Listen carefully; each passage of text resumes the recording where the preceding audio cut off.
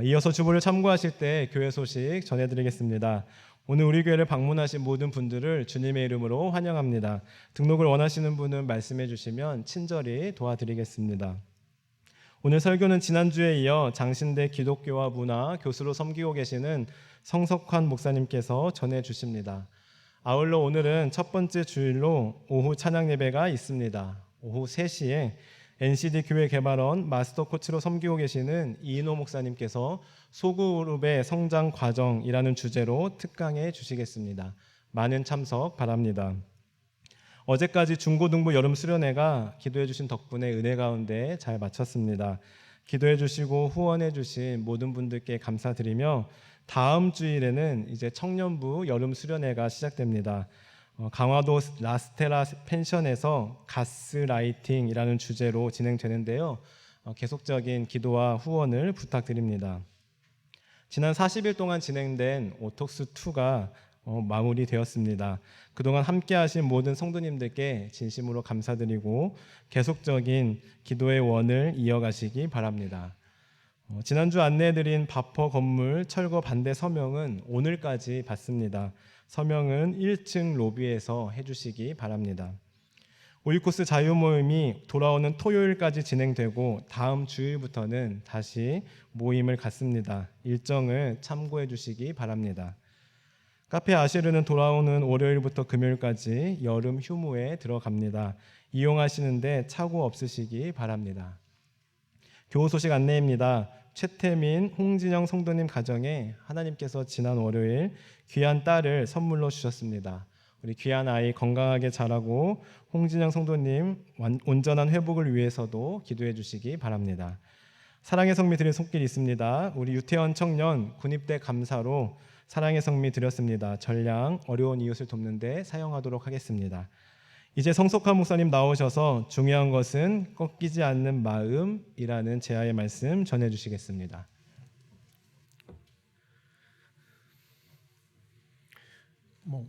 외동 아들이세요? 아니야? 둘째? 그럼 첫 번째 보내보셨겠네. 딸이야? 아니 우리 아들 보낼 때도 우리 이 교회 나올까봐 이렇게 해주는 교회가 어디 있어요? 나 처음 봤고 준 게 뭐예요? 뭔지. 야 대단하네. 이제 몇 달 지나면 왜 이렇게 자주 나오냐? 나라는 누가 지키냐? 이런 얘기 나올 때가 될 거예요. 아유 정말 너무 좋은 세레모니였습니다. 젊은 청춘들이 군대 가서 시간 허비하지 않고 귀하게 큰 성장을 이루어서 나오게 되는 거 우리가 함께 기도해야 될 일일 줄로 믿습니다. 요즘 묻지마 칼부림이 너무 여기저기서 지금 나타나고 있어서 모방 범죄도 나타나고, 이 사람들이 이제 인터뷰하거나 경찰 조사에서 하는 이야기가 힘들어서 그랬노라 이렇게 얘기를 합니다. 그 젊은 나이에 뭐가 얼마나 힘들었으면 저러나 생각도 들긴 드는데, 힘들다고 또 다 누구나 그렇게 반사회적으로 일탈을 하는 건 아니죠.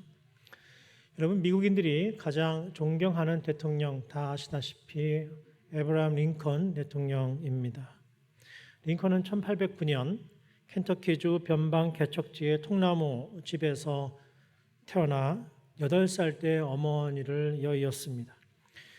그는 일을 하며 동생들을 보살피다가 22살에 독립을 했고, 독립 후 생계를 위해 시작한 사업에 실패하게 됩니다. 용기를 내서 23살에 다시 주의회 의원 선거에 도전했지만 낙선을 합니다. 1년 뒤 24살에 다시 사업을 시작했으나 실패했고요. 33살에 또 사업을 실패했습니다. 34살에 하원 의원 선거에 낙선을 했고 35살에는 그만 약혼녀가 사망을 합니다. 36살에는 신경쇠약으로 그는 정신병원에 입원을 하게 되었고 39살에 하원 의원의 재선에 패배하게 됩니다. 45세 상원 의원 선거에 낙선을 또 경험하고 47세에 부통령 선거에서 낙선을 경험하게 됩니다. 또 49세에 다시 상원의원 선거에서 낙선을 하고요. 그는 실패를 방먹듯이 하던 그런 사람이었습니다. 이쯤 되면 인생을 자포자기하고 될 대로 되라라고 살아가기 십상이지요. 그래서 누군가에게 화풀이를 하면서 인생을 허비할 가능성이 매우 큰 인생 아니겠습니까? 그러나 1860년 그는 나이 51살에 미국의 제16대 대통령에 당선되었고 가장 위대한 대통령이 되었습니다. 이런 위대한 인내와 끈기의 삶을 교훈 삼아서 우리는 공경에 빠진 사람들에게 포기하지 말아야 합니다. 끝까지 힘을 내야 됩니다. 라고 격려하거나 위로를 건네기도 합니다. 여러분, 요즘 흔히들 이 젊은 세대들, 이 MZ세대라고 하죠. 이 MZ세대들이 하는 말 중에 중꺾마라는 말이 있더군요. 중꺾마. 무슨 말인지 아세요? 모르시면서 다 아는 척하지 마세요. 중꺾마는 중요한 것은 꺾이지 않는 마음, 이걸 줄여서 하는 말이라고 합니다. 지난 월드컵에서도 우리나라 대표 선수들이 끈기 있게 경기에 임해서 포르투갈에 2대1로 역전승을 해서 국민들의 기쁨을 줬는데 그때 태극기를 펼쳐들었는데 이 선수들이 펼쳐든 태극기에도 중요한 것은 꺾이지 않는 마음 써 있었고 우리 주장이었던 손흥민 선수도 인터뷰에서 그런 얘기를 해가지고 국민들이 그 말이 각인이 되었던 기억이 있습니다. 오늘 본문에도 그렇게 인내를 발휘했던 사람들을 만날 수 있습니다. 본문에는 아드라 무테노라고 하는 배 한 척이 등장합니다. 이 배는 서아시아 안디옥에서 출발해서 로마로 가고 있던 배였습니다. 이 배에 승선한 사람들은 세 부류로 나눌 수 있었습니다. 로마의 백부장, 그리고 바울을 비롯한 제수들, 그리고 이 배의 선원과 선원들이었던 것입니다. 백부장 율리오는 바울을 다른 범죄자들과는 다르게 대우해 주었습니다. 왜냐하면 바울은 아시는 대로 로마 시민권자였기 때문이지요. 더구나 이 백부장은 바울이 스스로 자청해서 로마로 압송되고 있다는 사실도 알고 있었을 것으로 추측할 수 있습니다. 이전에 바울은 그를 고발하는 유대 종교 지도자들의 모함에 의해서 2년이 넘게 감옥에 갇혀 있었고 전현직 로마 총독과 이스라엘 왕 아그리빠 앞에서 자신의 무죄를 주장한 바가 있었습니다. 새로 부임한 베스도 총독과 아그리빠 왕에게 예수 그리스도의 십자가와 부활이 구약의 예언대로 이루어졌음을 증언한 후에 바울은 로마 황제에게 자신의 무죄를 호소할 기회를 달라고 요청하게 됩니다. 총독 베스도는 유대인들에게 잘 보이고 싶어서 그들이 하자는 대로 하고 싶었지만 바울이 로마 시민권자였기 때문에 어쩔 수 없이 로마로 보내기로 결정하게 됩니다. 아그리빠 왕 자신도 바울의 변론을 듣고 나서 그가 아무런 죄가 없다는 사실을 인정한 후 오늘 본문 앞에 26장 32절에 이렇게 말하고 있습니다. 이 사람이 만일 가이사에게 상소하지 아니하였더라면 석방될 수 있을 뻔하였다. 도대체 바울은 왜 그렇게 한 것이었을까요? 당시의 로마 법은 로마 시민이 황제에 호소한 이상 그를 로마로 데려가야만 했습니다. 그래서 그 후 날씨가 안 좋아서 위험해질 수도 있다고 하는 바울의 경고에도 불구하고 로마에 물자를 실어 나르는 상선을 타고 그들은 서둘러 항해를 떠나기로 결정됩니다. 무역 물자를 날짜에 맞춰서 전달하여 돈을 벌기 위한 그 선장의 자신감을 믿었기 때문이었습니다. 결국 그들은 유라굴로라고 하는 광풍을 만나게 되고 가우다라고 하는 작은 섬 근처에 닻을 내렸으나 엄청난 파도가 잦아들지 않자 선원들은 자신들의 짐을 모두 바다에 버렸을 뿐만 아니라 급기야 배를 운영할 때 필요한 배후 기구조차들도 바다에 버리고 맙니다. 이는 무게를 줄여서 배가 전복되는 것을 막아보고자 하는 심산이었을 것으로 추측합니다. 그러나 여러분, 배의 무게만 줄였다고 해서 해결될 일이 아니었습니다. 왜냐하면 그들에게 더 큰 문제는 목적지로 가는 방향을 알 수 없다는 것이었기 때문이었습니다. 오늘 본문 20절에는 이렇게 보도하고 있습니다. 여러 날 동안 해도 달도 보이지 아니하고 큰 풍랑이 그대로 있으며 구원의 여망마저 없어졌더라. 구원의 여망마저 사라졌더라. 배가 흔들리고 파도와 싸우느라 기력이 다하여 음식을 먹지 못하는 것도 문제였지만 나침반도 없던 시절이었기 때문에 그 선원들에게 방향을 알려줄 수 있는 건 별과 해가 전부였는데 그 별과 해가 며칠 몇 날을 보이지 않으니 그들이 도대체 어디로 가야 할지 그 방향을 가늠할 수 없다는 것이 가장 결정적인 문제였습니다. 그 상태에서 그들은 죽음의 공포 속에 급속히 빨려 들어가게 되었습니다. 이제 죽었구나. 이제 살 수가 없게 되었구나 생각하며 절망 가운데 있게 되었을 것입니다. 서로 원망하며 이제 자신들의 생을 포기해야 되는 것은 아닌지 두려움에 떨었을 것입니다. 해도 별도 달 볼 수가 없으니 방향을 잃었으니 이제 달리 방법이 없어 보입니다. 물건을 로마에 전달하고 큰 돈을 벌겠다 생각한 그 선원들의 꿈도 죄수를 무사히 넘겨서 임무를 마치겠다고 생각했던 그 백부장의 다짐도 그리고 혹시라도 로마에 가면 자신들의 형벌이 달라질 수 있을지 모른다고 생각했던 이 죄수들의 요행도 이제 그만 모두 사라져버리고 물거품이 되어버리는 순간을 맞이하게 된 것이었습니다. 로마행 아드라무테노라고 하는 배에 올랐으나 이제 죽음의 위기에 직면한 그들에게 중꺾마, 중요한 것은 꺾이지 않는 마음이야. 포기해서는 안 돼. 우리가 누구야? 베테랑 아니야. 나 로마의 백부장이야. 이 정도로 꺾이지 않아 라고 말할 수 있었지만 정작 중꺾마를 강력하게 외친 사람은 죄수 중에 한 사람이었던 바울이었습니다. 그런데 바울은 단지 포기하지 말라고 인내하고 힘을 내라는 말만 한 것이 아니었습니다.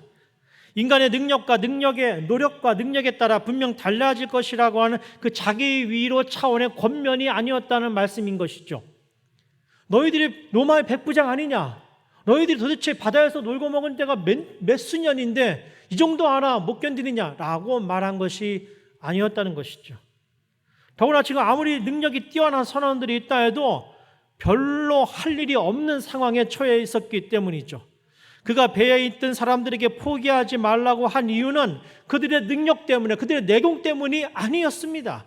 바울은 우선 이렇게 말합니다. 22절에 내가 너희를 권하노니 이제는 안심하라. 너희 중 아무도 생명에는 아무런 손상이 없겠고 오직 배뿐이리라. 바울은 그들에게 승리의 약속을 전하지 않았습니다. 바울은 그들이 결국 로마에 가서 큰 돈을 벌게 될 것이라고 그들의 야망을 부추기지 않았습니다. 임무를 마치고 사람들에게 칭찬을 받게 될 것이라고 말하지 않았습니다. 바울은 그들이 가진 것을 모두 잃어버리겠지만 그들이 쌓은 명예와 그들이 쌓은 경력이 한거품 완전히 사라져 버릴지도 모를 상황이지만 너희들은 결코 목숨은 빼앗기지 않을 것이라고 약속해 주었습니다. 인간의 능력과 가능성은 사라져 버리겠지만 너희들이 그동안 의지해왔던 너희들의 내공과 경력과 명예는 사라져 버리겠지만 그러나 너희들의 생명만큼은 보존될 것이라고 전해 주었습니다.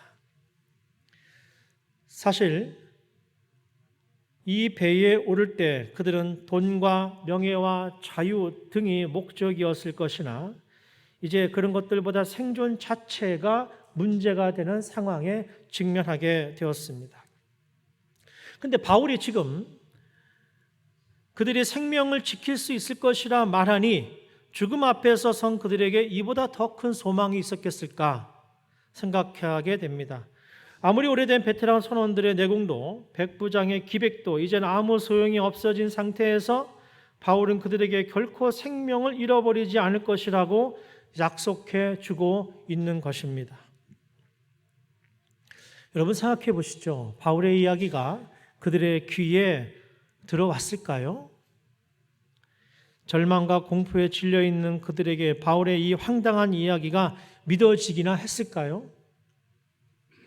내가 물에서 이 바다에서 논 지가 얼만데, 내가 로마의 백부장인데 네가 뭔데 우리의 생명을 보존할 것이라고 말해주는 것이야 라고 생각하지 않았을까요? 그러나 바울은 여러분 확신이 있었습니다. 그가 그렇게 말할 수 있는 이유가 분명히 있었기 때문이죠. 지난밤에 하나님의 사자가 바울에게 찾아와 전한 말을 선원들에게 전합니다. 24절에 바울아 두려워하지 말라. 내가 가이사 앞에 서야 하겠고 내가 가이사 앞에 서야 하겠고 또 하나님께서 너와 함께 항해하는 자를 다 내게 주셨다 하였으니. 여러분 이것이 바울이 확신에 찬 이유였습니다.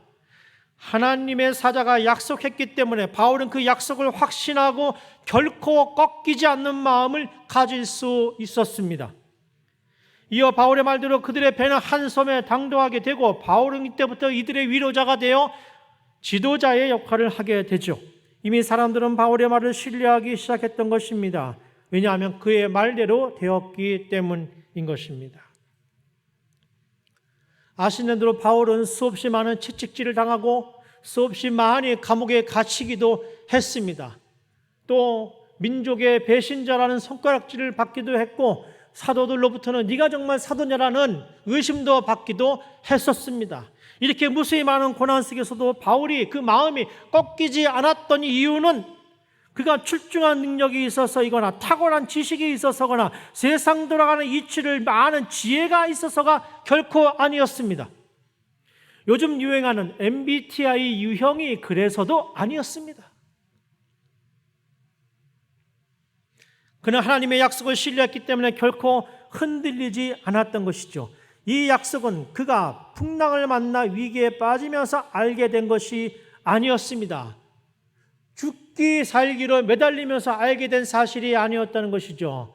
평소에는 아무 생각 없이 잘 지내다가 이제 결정적으로 어려움에 처하니까 하나님 앞에 납작 엎드려서 살 수 있도록 해달라고 외칠 때에 알게 된 사실이 아니었다는 것입니다. 하나님은 이미 그에게 이 사건에 대해서 알 수 있도록 지혜를 주셨습니다. 이 모든 사건은 하나님의 장중에서 일어나는 사건이었습니다. 이 모든 것은 하나님의 원대한 구원의 계획 가운데 착착 이루어지는 하나님의 사건이었던 것입니다. 이 항해는 이미 하나님 계획 속에 있었던 사건이었던 것이죠. 예루살렘에서 감옥에 갇혔던 바울을 유대인들이 죽이려 음모를 꾸미자 바울 역시 인간적인 두려움에 휩싸이게 되었습니다. 그러나 하나님은 그날 밤에 이렇게 말씀하셨습니다. 23장 11절에 그날 밤에 주께서 바울 곁에 서서 이르시되 담대하라. 내가 예루살렘에서 나의 일을 증언한 것 같이 로마에서도 증언하여야 하리라 하시니라. 바울은 그래서 아그리빠 왕이 말한 대로 자신의 무죄를 구하고 석방될 수 있었음에도 불구하고 스스로 로마의 총독 베스도 앞에서 로마 황제에게 호소하며 죄인의 길을 걸었던 것입니다. 왜? 하나님께서 그렇게 계획하셨기 때문이죠. 하나님의 계획에 철저하게 순종할 수밖에 없었던 바울은 스스로 죄인의 사슬을 채웠던 것입니다.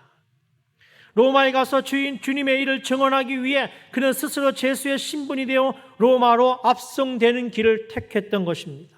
그러므로 죽음의 풍랑 속에 있을 때에도 그는 자신이 로마에 가야 한다는 것과 하나님이 반드시 그렇게 인도하실 것임을 추워도 의심하지 않았습니다. 여러분 인생을 살면서 중요한 것은 물론 꺾이지 않는 마음이지만 그가 꺾이지 않을 수 있었던 것은 바로 하나님으로부터 받은 사명 때문이었습니다. 그 사명이 이루어지기 전에는 결코 자신이 죽을 수 없다는 사실을 분명히 알고 있었기 때문이죠. 그의 담대함은 바로 여기에 원인이 있었습니다.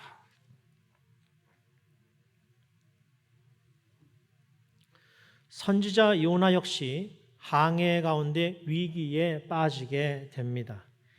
니느웨의 백성에게 하나님의 심판과 구원을 전하라는 명령을 거역하고 아시는 대로 요나는 환락의 도시 다시스로 가는 배에 오르게 됩니다.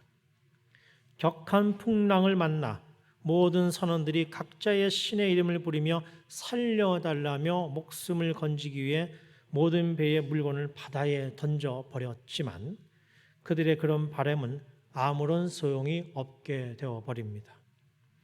급기야 갑판으로 불려 올려진 요나는 이 사건이 자신으로 인해 벌어진 일임을 직감하게 됩니다. 그리고 그는 선원들에게 이렇게 말하지요. 요나서 1장 12절에 나를 들어 바다에 던지라. 그리하면 바다가 너희를 위하여 잔잔하리라. 너희가 이 폭풍을 만난 것이 나 때문인 줄을 내가 아노라 하니라. 결국 요나를 바다에 던지자 바다는 잔잔해집니다.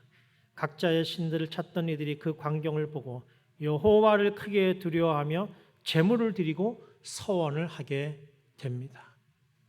비록 하나님의 낯을 피하여 자신의 욕망을 찾아 도망간 요나지만 이 위기의 순간에 이 모든 일이 하나님께서 나에게 부여한 그 임무 때문에 발생한 사실임을 받아들인 요나는 그 담대함으로 선원들에게 나를 바다에 던지라고 과감하게 말할 수 있었습니다. 그 용기가 어디서 나왔을까요? 하나님이 나와 함께 하실 것임을 분명히 알았기 때문이었습니다.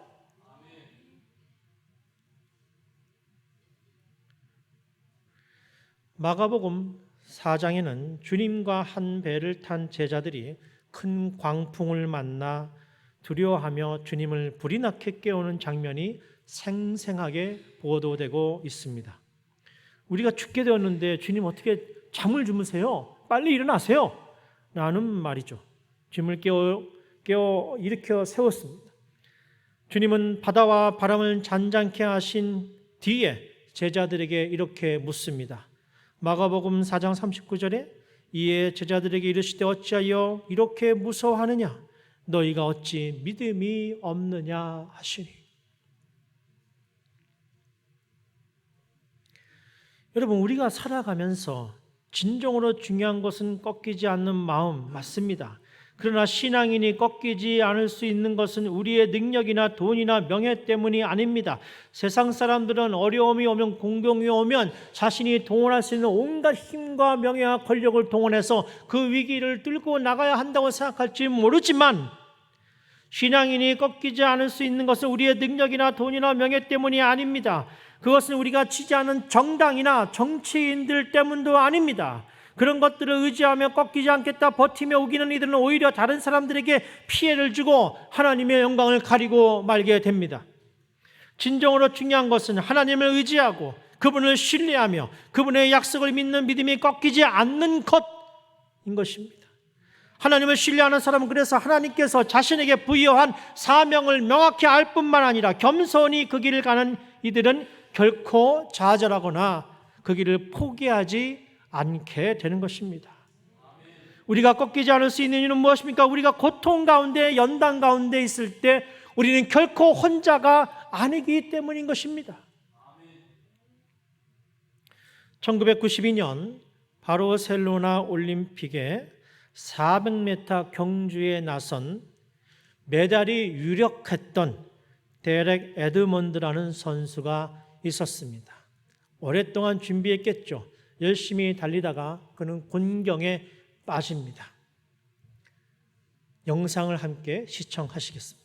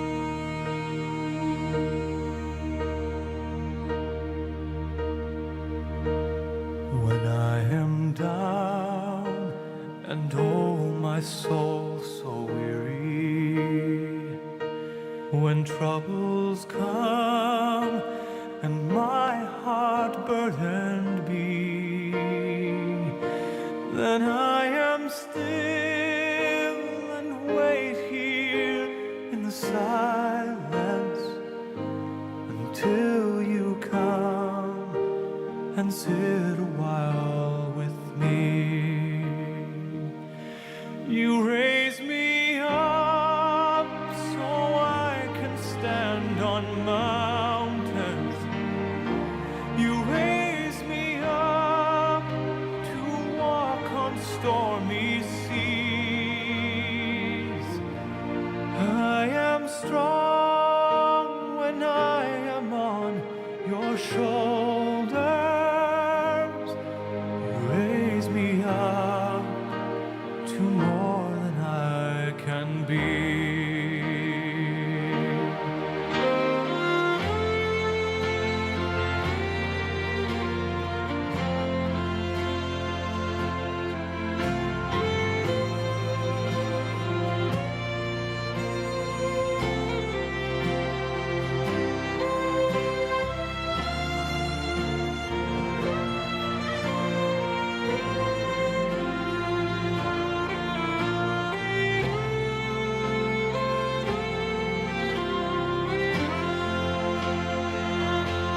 You raise me up so I can stand on mountains. You raise me up to walk on stormy seas. I am strong when I am on your shoulders. You raise me up to more than I can be. 코치들도 이제 경기가 끝났으니 그만 포기하라고 말했고, 안전 요원들도 위험하니 경기를 그만하라고 얘기했지만, 데렉 에드먼드는 자신의 경주를 계속하기로 마음먹습니다. 안전 요원들의 제지에도 불구하고 단 한 사람, 그와 함께 했던 사람이 있었는데 바로 데렉 에드먼드의 아버지였습니다.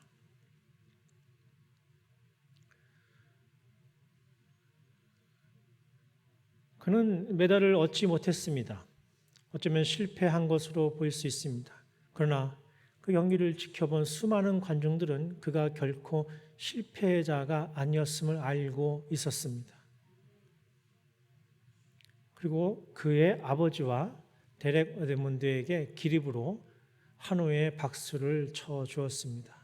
그들이 진정한 승리자였다는 것을 사람들은 알고 있었기 때문이죠. 우리가 견디고 끝까지 포기하지 않을 수 있는 것은 하나님의 약속과 우리와 함께 해주시는 아버지에 대한 신뢰 때문입니다. 그런 사람은 하나님이 자신과 함께 해주신 것처럼 고통 가운데 있는 다른 이들과 동행하는 용기를 갖게 됩니다. 하나님이 우리와 함께 하신 것처럼 우리도 지금 좌절하고 포기하는 이들과 함께 하게 되는 것이죠. 여러분, 이것이 복음이요, 이것이 꺾이지 않는 마음의 핵심인 것입니다. 하나님을 의지함으로 우리는 꺾이지 않을 뿐만 아니라 어려움과 공경에 처한 이들이 꺾이지 않도록 그들과 함께 하게 되는 것이지요. 실패한 인생으로 끝날 것 같던 링컨이 위대한 대통령이 된 것은 그의 약함을 들어쓰신 하나님과 동행했기 때문입니다. 그래서 그는 약한 자신과 함께 하신 하나님의 은혜를 기억하며 1861년 남북전쟁이 일어났을 때 북군의 수장이 되어 전쟁 중에도 늘 기도의 깃발을 꽂고 기도하였습니다. 그리고 결국 4년 동안 이어진 전쟁에서 승리하며 노예 제도를 폐지하는 역사적인 일을 해냈습니다. 링컨은 하나님이 누구 편인지보다 자신이 하나님 편에 서기를 원했습니다. 하나님의 형상인 흑인 형제들과 함께하는 것이, 그들의 공경에 동참하는 것이 나와 함께 하신 하나님의 은혜를 증언하는 것임을 깨닫게 된 에브라함 링컨은 하나님 편에 서는 것이 곧 그들과 함께하는 것임을 알고 있었습니다. 그의 약함은 하나님의 강함이 되었던 것입니다. 우리 함께 찬양 하나 할까요? 약할 때 강함 대신에 함께 찬양 하나 하겠습니다.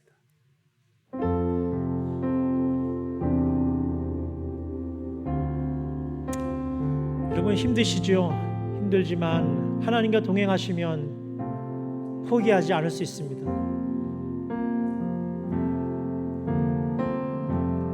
약할 때 강함 대신에 나의 보배가 되신 주 나의 모든 것 주 안에 있는 고를 나는 포기할 수 없네 주 나의 모든 것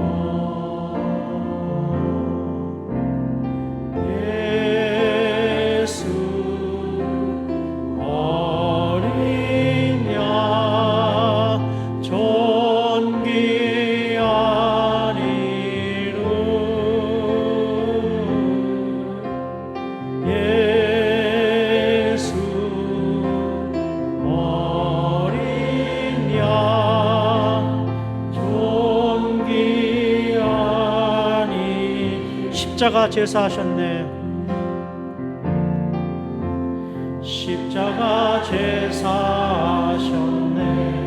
주님의 이름 찬양해 주 나의 모든 것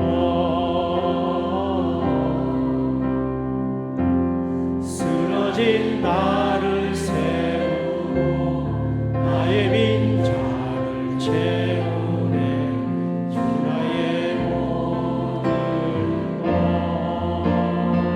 예수 예수 어린 양 존귀한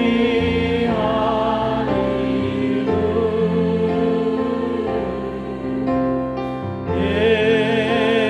예수 어린 양 존귀한 이름 여러분 세상 사람들은 목표가 성취되지 않으면 원하던 것을 쟁취하지 못하면 좌절하고 실패했다고 생각합니다. 그러나 저와 여러분은 그렇지 않습니다. 물론 예수를 믿는다고 어려운 점이 피해가지 않습니다. 공경이 우리를 피해가지 않아요. 그러나 우리가 그리스도인 되었다고 하는 것은 공경에 처했을 때, 어려움에 직면했을 때 꺾이지 않고 비록 내가 원하던 그것을 얻지 못하더라도 하나님을 향한 무한한 신뢰의 마음을 절대 포기하지 않는 것이 바로 그리스도인의 삶임을 믿습니다. 저는 2주 동안 용인영락교회 여러분을 뵈면서 한 가지 느낀 것은 우리 성도님들 참 성실하시다. 참 열심히 신앙생활 하신다 생각하게 됩니다. 성도 여러분 힘드시죠? 지치시죠? 아마 한 사람 한 사람 말씀을 나누시면 사업이 안 돼서 일이 안 돼서 자식이 어려워서 여러 가지 문제로 어려움에 빠지신 분들이 많으신 줄로 믿습니다. 그러나 여러분 절대 포기하지 마십시오.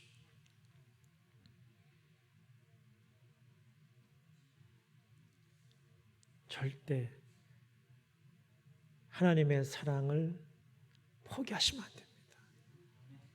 하나님이 끝날까지 여러분과 함께 하실 것입니다. 그리고 꼭 기억하십시오. 우리가 포기하지 않는 것은 단지 우리만을 위한 것이 아니라 우리와 동행해 주신 그 하나님을 공경에 빠진 내 이웃에게, 내 사랑하는 형제 자매들에게 증언하고 나도 그와 같이 그들과 함께 해주기 위함임을 반드시 기억하시기 바랍니다.